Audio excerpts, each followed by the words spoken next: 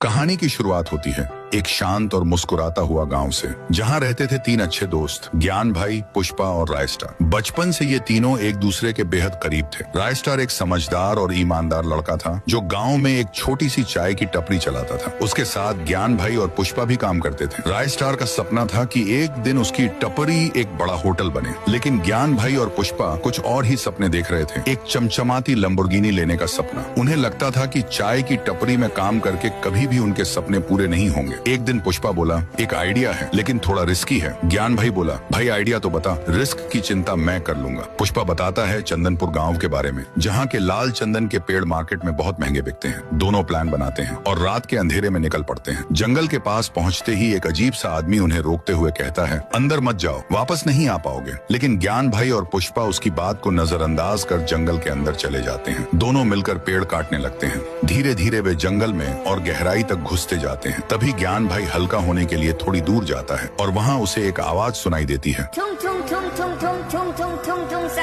ज्ञान भाई डर जाता है। अचानक एक डरावना आदमी उसके सामने आ जाता है, लंबा लकड़ा। उसकी आंखों में गुस्सा भरा होता है। लंबा लकड़ा कहता है, तुम लोगों ने मेरे पेड़ काटे, अब तुम्हारा भी यही अंजाम होगा। और वो वहीं ज्ञान भाई को मार देता है। पुष्पा जब उसे ढूंढने आता है तो ज्ञान की लाश देखकर घबरा जाता है। वो भागने लगता है, लेकिन तभी उसके पीछे भी लंबा लकड़ा आ जाता है। पुष्पा भी बच नहीं पाता। अगले दिन सुबह रायस्टार अकेला दुकान पर होता है। तभी एक पुलिस जीप आकर रुकती है। पुलिस वाला कहता है, चंदनपुर के पास 2 लाशें मिली हैं, क्या ये तुम्हारे दोस्त थे? रायस्टार सदमे में चला जाता है। जब वह चंदनपुर पहुंचता है और अपने दोस्तों की लाश देखता है तो टूट जाता है। तभी उसे वही अजीब आदमी मिलता है जिसने रात में ज्ञान और पुष्पा को रोका था। वो आदमी कहता है, मैंने मना किया था, मत जाओ, लंबा लकड़ा मार डालेगा, लेकिन उन्होंने मेरी बात नहीं मानी। रायस्टार समझ जाता है जंगल में कुछ है, कुछ बहुत खतरनाक। उस रात के 2 बजे रायस्टार अकेला उसी जंगल में जाता है। वहीं पेड़ के नीचे बैठ जाता है, शांत। तभी वही आवाज आती है, ठुंग ठुंग ठुंग ठुंग ठुंग ठुंग ठुंग ठुंग ठुंग सहूर।